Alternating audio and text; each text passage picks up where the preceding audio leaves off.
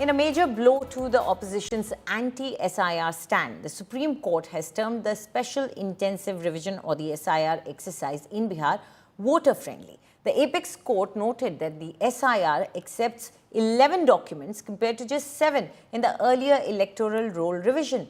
While Abhishek Manu Singhvi argued the SIR excludes several documents on behalf of the petitioners, the court said non-acceptance of Aadhaar does not make it exclusionary. Meanwhile, the BJP has doubled down on the Congress amid the vote chori claims row, making explosive allegations against Sonia Gandhi over her entry in the electoral rolls. BJP's Amit Malviya posted on X an excerpt from the 1980 electoral roll showing Sonia Gandhi listed as a voter while still holding Italian citizenship, noting that she was granted Indian citizenship only in 1983. आरोप EVM election commission से लेके संवैधानिक संस्थाओं पे बार-बार लगाते रहे और अब बिहार चुनाव हारता देखकर कांग्रेस पहले ही विपक्षी दलों के साथ मिलकर झूठे आरोप लगाने में लगी है। कल कुछ कांग्रेस के लोग कह रहे थे राहुल गांधी जी और विपक्ष के नेताओं ने बवंडर खड़ा किया। अरे भाई, बवंडर नहीं, बलंडर है।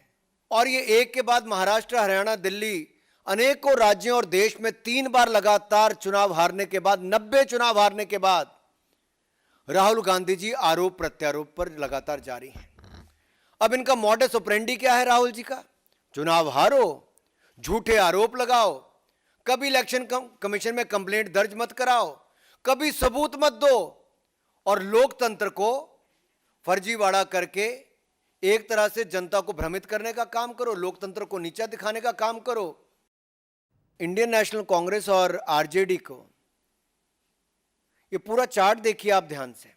इलेक्शन कमीशन आज 13वां दिन हो गया लगातार बिहार में, वहां तो इनकी कोई इस तरह की बातचीत नहीं है। खुले मन से इलेक्शन कमीशन बात सुन रहा है, बिहार के लोगों को कोई दिक्कत नहीं है। लेकिन जब इनके पास बिहार में मुद्दा कोई नहीं बचा, चुनाव में जाने से पहले हार स्वीकार कर ली, तो अब झूठे आरोप लगाते हैं। Will the Congress be continuing with its protest? We have taken up yesterday. We had a meeting in Delhi. Rahul Gandhi ji and Kharge ji, entire country, the Congress party will make the people aware. A huge bungling has happened. Thousands and lakhs of people's names have been removed and added, and they are not giving us a voter list. What is the reason for the election commission to destroy the CCTV footage of the polling stations? What is the reason? Why have they changed the process of electing the CEC? Earlier Chief Justice was involved. Now only Home Minister and Prime Minister will decide. The process of election of CEC is under suspicion. The voter list is not being given. Footage is being destroyed, and they are not even answering what we are asking for. हम कह रहे हैं जांच कराइए. So Congress party. It is right for the Congress to try to extrapolate and say that what happened on Bangalore Central seat happened on other seats as well. The onus is on EC. They have to prove to the entire country that nothing wrong happened. Voter list is sanitized and it is transparently available to everybody. It is a right.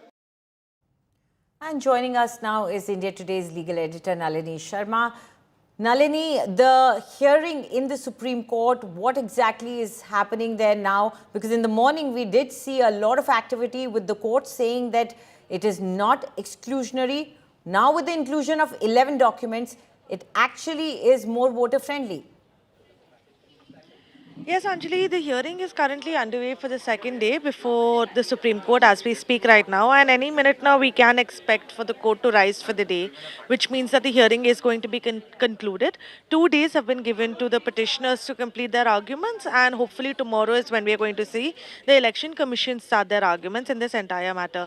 But talking about the observation that we are giving the details of, it's one of the most important observations that has come in through the course of the hearing of the past 2 days, where the Supreme Court has said that in certain aspects, it's not that the entire SIR exercise is all bad.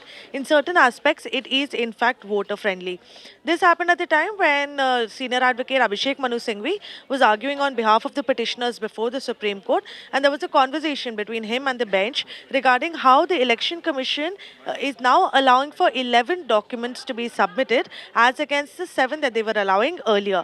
And what this bench said in that regard was that in case the Election Commission was making each of the 11 documents compulsory, then of course it would be said to be exclusionary, and it would be difficult for the voters to get their documents across with the Election Commission. But if they say any of the 11 documents, then that of course means that it's inclusionary, and any of the 11 documents that they've put on the record can be submitted by the citizens. But at the same time, Abhishek Manu Singhvi also raised a very important point in rebuttal. He said a lot of these documents are actually not even applicable to people in Bihar, because Aadhaar, by Election Commission's own argument, is out. Water bill and gas bill they have not included. He said they've included passport, which very few people in Bihar, only about 1 to 2% of the people would actually have a passport that they would want to submit. But the CGI I beg your pardon, the bench took strong objection to this statement and went ahead and stated that it's not true that only a small percentage of people might have a passport in Bihar, because a lot of IAS and civil services officers actually come from the state. So it's a dialogue that's ongoing between the bench and the lawyers. Like I told you, yesterday and today the petitioners placed their arguments. They've challenged not only the Right. power of the Election Commission to conduct this exercise, but also Right. the manner in which it's being conducted. And it remains to be seen now what the Election Commission puts forth during their arguments. Right. Thank you, Nalini, for bringing in all those details of the case that is underway right now. The hearing is going on for the day. Now, the document that's been released by the BJP, this is regarding Sonia Gandhi's name in electoral roll, dates back to 1980, which reveals Sonia Gandhi was registered as a voter even before she gained her citizenship 3 years later in 1983. Take a look as we decode the document released. There is a particular post that's been made by Amit Malviya on platform X with a document. And this document, in fact, as you can see right behind me, it's dated from 1980. It's an extract from electoral rolls of 1980. Now remember, Sonia Gandhi, as per the BJP's allegations, was given citizenship of this country in the year 1983.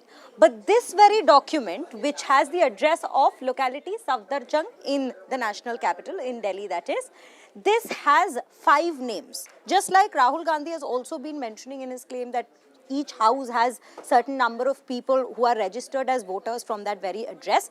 This particular address has 5 names. We have Indira Gandhi, Rajiv Gandhi, Sanjay Gandhi, and then Sonia Gandhi in an electoral roll document of 1980, and her citizenship was granted in 1983. So Amit Malviya's point of view is, or rather the BJP's perspective at this given point is, Sonia Gandhi's name was in the electoral roll even before she was granted citizenship status in this country. And that is the question that they have now raised with the Congress, that then this particular electoral fraud, that's in fact been the charges that's been put forward by Rahul Gandhi, the leader of the opposition.